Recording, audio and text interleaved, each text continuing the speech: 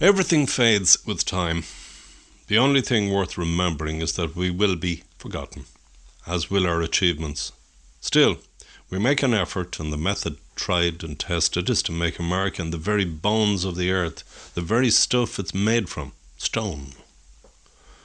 The stone-made heart of Lusk village is still there more than 1,000 years after its construction.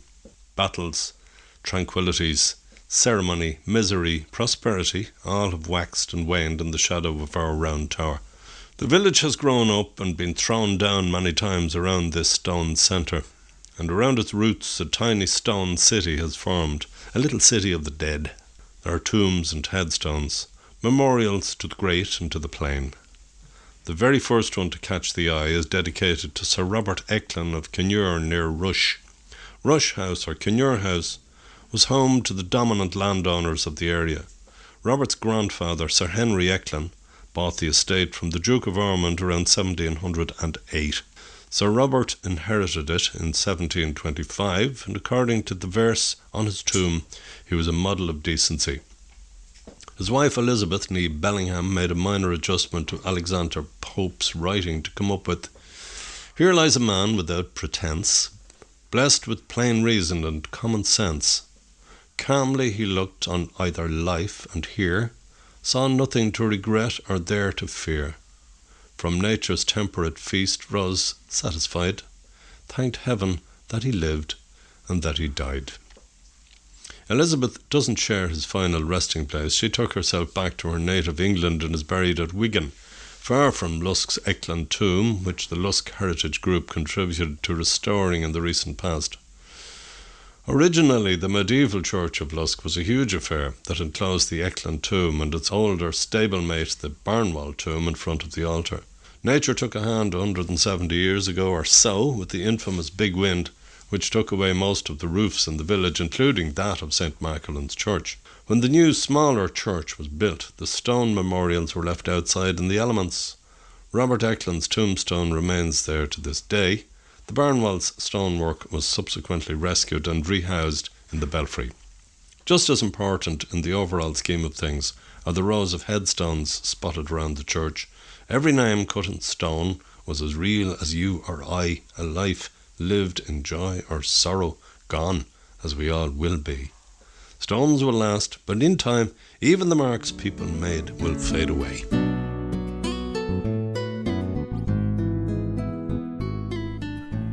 Well, hello. Somebody asked me, did I have an opinion on the Late Late Show? And as one who watched it from the start, whenever it began in 1895 or whenever it was, and through all the various presenters, I did write down a couple of small opinions, and these are the ones I'm going to give you now, in, wait for it, verse. And it goes, "Are you the one who invented the chip, or flew to the moon, or swam in the nip? Are you the one who always tried? You were on the Late Late Show. Or are you the one who lived with a bear, or turned a pallet into a chair? Are you the one who nearly died? You were on the Late Late Show. Were you the one with no nightie on, or are you the mammy whose bishop was gone? Are you the one who wrote that song? You were on the Late Late Show. Were you the boy band who could nearly sing? Were you the prince who might be king? Were you all right when all was wrong? You were on the Late Late Show. Were you the Galway girl who went to Yale? Were you the unfortunate stuck in jail? Were you the girl with the smallest horse? You were on the Late Late Show. Were you the Ollie who showed up pissed? The missing actor who was never missed? Right man, wrong body, yes, of course. You were on the Late Late Show. Were you too thin, too small, too fat? Was your name Gay or Ryan or Pat? Did you invent a mobile phone? You were on the Late Late Show. Will you invent a cure for disease? Will you do away with medical fees? Will you swim the ocean all alone? We'll see you on the Late Late Show.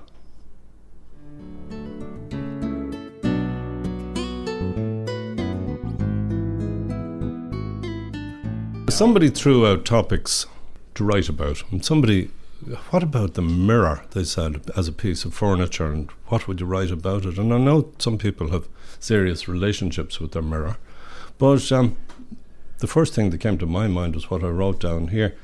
And I said, in answer to the question, what about the mirror? I said, are you for real?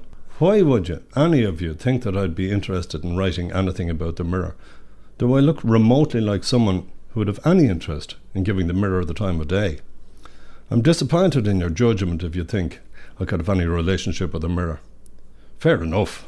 There may have been a brief dalliance, but that was years and years ago. I was too young to be able to form a partnership with a bloody mirror. And there was nothing in it. Don't mind what people say. Really, it took advantage of an impressionable young man. A boy. That boy looked out at me, full of own notions and self-assurance and black hair and smooth skin and spots, and said to me, the mirror is my friend. I want to be near the mirror. The mirror shows me what I want to see, and I believed him. Some friend the mirror turned out to be. Couldn't wait to show me a bunch of grey hairs. Nearly followed me round to show me a row of stitches and a broken tooth. I could go over the top and say the mirror took pleasure in watching the hair turn white, the glasses arriving. But no, that can't be. It is a cold, a dispassionate thing. I even turned away from the mirror for a couple of months, but it really frightened me when I came back and turned this mad-looking bearded old fella. Not alone and leaning on me, it teamed up with its mate, the scales, to prove beyond reasonable doubt they were not my friends. I fear the scales won't care if I stand on it or not, nor will the mirror be concerned to reflect nothing at all. So no, under no circumstances will I write anything about that hypocrite, that bully, that heartbreaker, the mirror.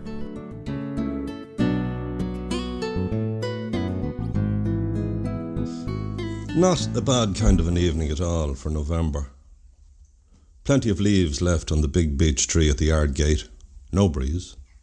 A calm, grey, late autumn evening. Boot Farrell drove the little grey tractor in the gate and into the hay barn.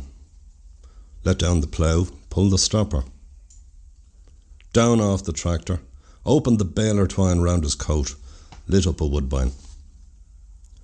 Always plenty happening in a farmyard of an evening. Young Martin was winding the handle of the turnip pulper, getting ready to feed the cows. None of that kind of work for Boot. He was a tractor man. I think Boot actually had a name, but nobody ever heard it. He was Boot since he was at school, and that was a good while ago. He saw the boss coming out of the house. Right, Mr. Larkin, that's the ploughing done for this year. I just done the headlands in the 5 acres. The pint has gone off the plough, but there'll be plenty of time to get a new one before next year. I'll get a new one tonight, Boot. We're not done yet. I'm going to plough Crabtree on Monday. But, Crabtree was never ploughed, Mr. Larkin. Is there not some reason it was left alone? Boot, you do the ploughing and I'll do the thinking. Fill that yoke with TVO and have it ready for Monday morning. And then away with you. Here's your wages. Don't put it all across the one counter. Boot put a leg across the bike and down the lane. Halfway down he stopped and leaned on the gate of Crabtree. A grand square field of 4 Irish acres, named for an ancient crooked crab tree on the bank, a tree that produced the crookedest, sourest little apples in Ireland, and not too many of them. I wonder why it was never ploughed. Found out quick enough that Saturday night in the pub when he broke the news. Mickey Byrne knew everything. Oh, that can't be done. There's a fairy path crossing Crabtree from one corner to the other. My grandfather said old Larkin's grandfather tried to plough it 100 years ago, and he got his 2 horses dead in the stable the next day. And before that again, another unfortunate started it. He lost his mind. He used to live in a tree above in Tubbertown ever after. I think it was a graveyard, said Barney Riley. Remember what happened to the poor fellow over near Skerries that tried to plough the graveyard at St. Mavie? St. Mavie or St. Mavo, says he. I'll plough this fruck before I go. Ground opened up and swallowed him, horse, plough and all. No, tell old Larkin you'll have nothing to do with it. Not so easy. Hard to tell the boss you didn't agree with his plan. Much harder when the boss was Tom Larkin. No, Boot had a lot of thinking to do. After a sleepless night, he approached the subject after Mass the next day. Any luck with the plough pint, Mr. Larkin? Yes, Boot. It's hanging on the plough. Come in a bit early in the morning and put it on. I hear the forecast is bad for this week, Mr. Larkin. No use ploughing in the rain, what? No rain till Wednesday, Boot. We'll be well done before that. I heard it might be unlucky to plough up Crabtree. Who told you that? Some of the lads were saying, pub talk, Boot. They're only winding up your clock. Get in the morning and plough the damn field. Good luck. What could a man do? Boot was in trouble. That evening he slunk up the lane and into the yard. No one out except young Martin. He was feeding the pigs before doing the milking. It's good to be a tractor man, thought Boot. He hated pigs. He could see the plough in the shed with the bloody pint hanging on it. Then he thought, no point, no ploughing. So there was a chance. So, at 2 o'clock in the morning, Boot headed up the lane again. No point going to the gate. It squealed like a banshee. The old dog would bark the place down at the drop of a hat, and they said Tom Larkin would wake up at the noise of a pound note dropping on the carpet. No, it had to be cross-country, round the back field, across the plank, over the ditch and into the shed. So he did. He grabbed that plough point and headed out. Missed the plank in the dark, sank to his knees in the ditch, tore the ears off himself in the briars, lost his cap, but it was worth it. Up sharp in the morning and into the yard. I don't see any point here, Mr. Larkin. It must have got lost. What? God, it's just as well I got Bill to make 2 of them on Saturday. I'll get the other one and let you get started. Boot bolted on the new point with leaden fingers. Mr. Larkin, I'm not sure about doing this job at all. All right, Boot. Martin is only mad to work that tractor. You and him can swap jobs from now on. That was some shock. Demoted to pulping turnips, milking cows, cleaning out the dirty whores of pigs. Oh, disgrace. Better to be mad than living in a tree above in Tubbertown. Boot revved up the Massey, hands clenched on the wheel, teeth clenched in his head, buttocks clenched on the iron seat. He hit the lever, and the new plough point slid into the soil of Crabtree.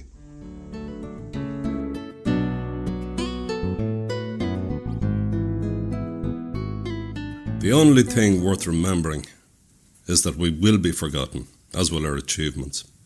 Still, we make an effort, and the method tried and tested is to make a mark in the very bones of the earth, the very stuff it is made from. Stone. The stone-made heart of Lusk village is still here, more than 1,000 years after its construction. Battles, tranquillities, ceremony, misery, prosperity, all have waxed and waned in the shadow of our round tower. The village has grown up and been thrown down many times around this stone centre, and around its roots a tiny stone city has formed, a little city of the dead. There are tombs and headstones, memorials to the great and to the plain. The very first one to catch the eye is dedicated to Sir Robert Eklund of Kinure, near Rush. Rush House, or Kinure House, was home to the dominant landholders of the area. Robert's grandfather, Sir Henry, bought the estate from the Duke of Ormond around 1708. Sir Robert inherited in 1725, and according to the verse on his tomb, was a model of decency. His wife Elizabeth, née Bellingham, made a minor adjustment to Alexander Pope's writing to come up with, "Here lays an honest man without pretence, blessed with plain reason and with common sense. Calmly he looked on either life, and here saw nothing to regret or there to fear. From nature's temperate feast rose satisfied, thanked heaven that he had lived and that he died." Elizabeth doesn't share his final resting place. She took herself back to her own people in England and is buried at Wigan, far from Lusk's Eklund tomb, which the Lusk Heritage Group contributed to restoring in the recent past. Originally, you see, the medieval church of Lusk was a huge affair and enclosed the Eklund tomb and its older stablemate, the Burnwell tomb, before the altar. Nature took a hand in the affair 180 years ago with the infamous big wind which took away most of the roofs in the village, including that of St. Machelin's Church. When the new, smaller church was built, the stone memorials were left outside in the elements. Robert Eklund's tombstone remains there. The barn walls stonework was recently rescued and rehoused in the belfry. Just as important in the scheme of things are the rows of headstones around the church. Every name cut in stone was a person as real as you or I, a life lived in joy or sorrow, gone as we will be. The stone will last, but in time, even the marks people make will fade away.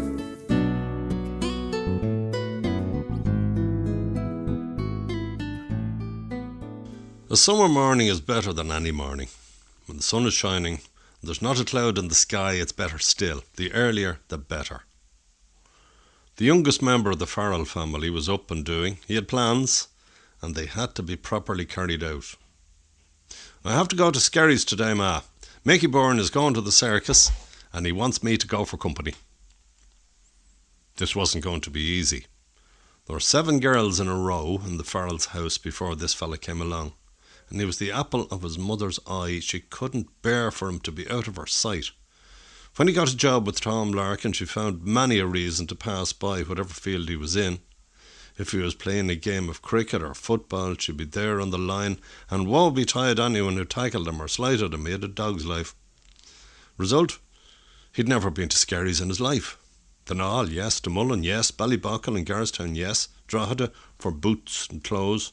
But that was it. No, you're not. Skerry's, is it? That's a horrid place. Everything you have would be stolen. And I told you before, don't be knocking about with that Mickey Byrne. He's only a pup. No, he's not, Ma. He's all right. Sure, I'm nearly 16 years of age. I'll be grand in Skerry's. Them circuses are wrong. Father Sweetman was saying the other Sunday they were occasions of sin. I'm sure they'd kidnap young lads and bring them out foreign. No, young Farrell, you're not going. Don't call me that feckin' first name, Ma. I will. You're my special man and you have a special name. This lad would give us 2 ears to be called Johnny or Jem or Charlie, but not that bloody title. Look, I'm going, Ma. We'll be there in no time on the bikes. We'll be back early. You don't know the way, and it's uphill all the way, and all the way back too. The first thing they'll do is steal your good bike. I've no money to be buying you new ones, and the old grub you get over there poison you. I'll lock up the bike, Ma. I've my own money now to buy what I want.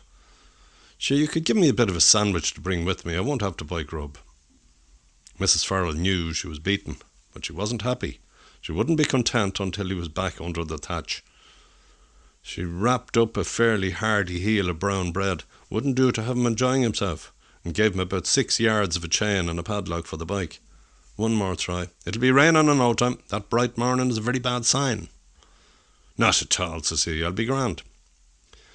If Mrs. Farrell only knew, Mickey Byrne wasn't going at all. This was a solo run and a try for independence. So at 12 o'clock, away he went, bit lopsided on the bike with the weight of the chain, but grinning like a dog. This was the life. The knoll never looked so well as he shot through it and took the Balbriggan Road past the big house at Reynoldstown. Given its speed, it wasn't uphill at all. He turned at Dollahacey, the home of the Caseys, and through the Mat and Bow Hill. He'd done serious research on the best route he could take. At Balrotherry he headed up towards the Black Hills. From there he could see Skerry sprawled out in front of him with its islands and beaches. It was like everything he had ever imagined. A bit of caution must have trickled down from the mother, because when he was about 1.5 miles from the town he took to the fields and chained the back wheel of the bike to a hardy ash tree and took to his feet. Just before he hit the railway tunnel he tried the lunch. It was a brown heel about the shape of a hatchet and not much softer. So he gave it to a dog he met. The dog went off and buried it in the hope it might get tender. Skerry's on a sunny summer day in the 1950s, with a circus in town. It was packed. It was Las Vegas. It was Monte Carlo. It was Rio. Young Farrell was beside himself. He pushed through the crowds, slapping his pockets to make sure the pickpockets his mother had warned him about didn't dip him. At every turn there was something new. There were 3-card trick men. There was a strong man. There were shops and stalls. A bit of lunch might be in order now. A few oranges. bag or two of chips, 4 tomatoes, bottle of red lemonade, bottle of Sidona. There was never hunger in Farrell's house, but the fare was fairly plain. This was gourmet style. Having eaten and drank and seen the sights at his leisure, young Farrell parted with the tanner for his circus ticket and found himself a seat on a plank at the back of the crowd with his head stuck to the canvas and settled in for some serious entertainment. Live music, trumpets of all sorts, a bundle of white ponies doing their stuff on the ring. He couldn't wait for tigers and trapezes and girls in tights. Now, the digestive system is a very complex process. Our man had a good one. His mother was convinced he was delicate, but he was delicate the way a goat is. No problem with brown bread and porridge and cabbage and bacon, or an odd chop, apple tart, buttermilk, bring it on. But introduce half a dozen oranges, a sack of chips, tomatoes, a bottle of lemonade, a bottle of Sidona, that is a problem. He knew he had to go. Down through the crowd like an east wind, out through the flap, people everywhere, no toilets, not as much as a bush to reverse into. What the feck? Round the tent, still people, the belly swelled out like a bucket. Tripping over ropes and enclosures, he found himself in with Princess Penelope's 19 performing poodles. Not a bit nice were they. They cursed him and hunted him till they pinned him against a big old lion's wagon. They concentrated on one of his boots, which they tore off and ate. The lion had to look at him, but nature took its course. It had to happen. Farrell got a hand to his braces, but too late. And when the lion heard the delicate sound of the young man exploding into his cardor eyes, he went and hid under his bit of straw. Now, what was going to happen? Nothing in his life so far had prepared him for this. Marooned 12 miles from home, a mile and a half from his bike, destroyed, disgraced, with only one boot. Only hope, take to the gardens and back lanes. If anyone saw him, he'd just have to kill himself. He emerged out through the tunnel. Only comfort was it started to rain, and rain it did. Eventually, after losing his way several times, he landed back to his bike storage, good old chain. The back wheel was still firmly locked to the tree. Only thing, the rest of the bloody bike was gone. Ah, Ma, you're always feckin' right. He found a stream and set out to clean himself up as well as possible. Not an easy task, and then walk across country to home and hearth. A bad, bad day to be a young Farrell. Hours and hours chased by cattle, torn by briars, straying from his route, stuck in bogs, still suffering aftershocks from the fruit and chips. He was close to exhaustion when he came into familiar country. Mickey Byrne thought he was having hallucinations. Almost dark in the lashing rain. A drowned, miserable rat, one boot, 2/3 of a trousers, lugging a bicycle wheel and 20 foot of a chain, scraped, scratched, filthy, stinking. But he was home, and he wasn't up for travelling too far in the future. Only one compensation. From that day his hated name disappeared, and ever after, till his dying day, he was known as Boot Farrell.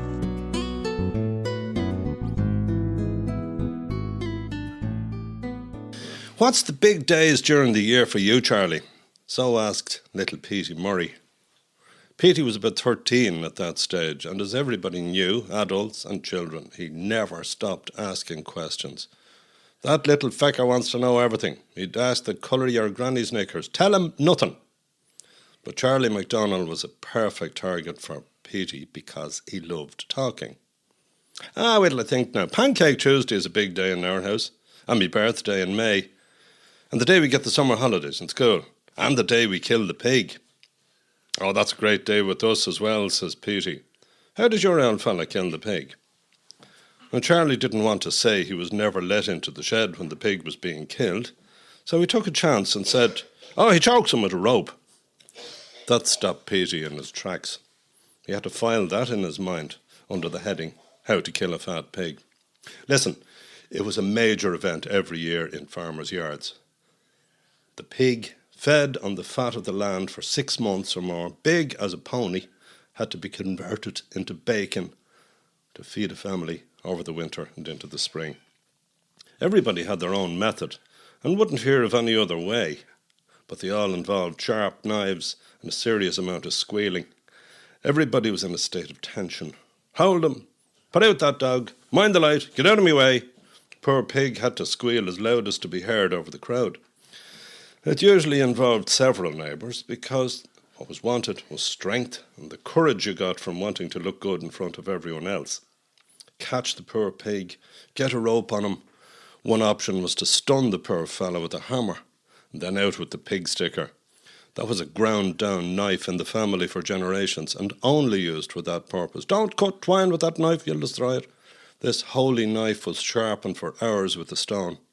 For this one stroke every year, that throat was cut. Some skilled person, usually the woman of the house, had to catch the blood in a basin. Hold it, don't spill it, stir it, keep stirring.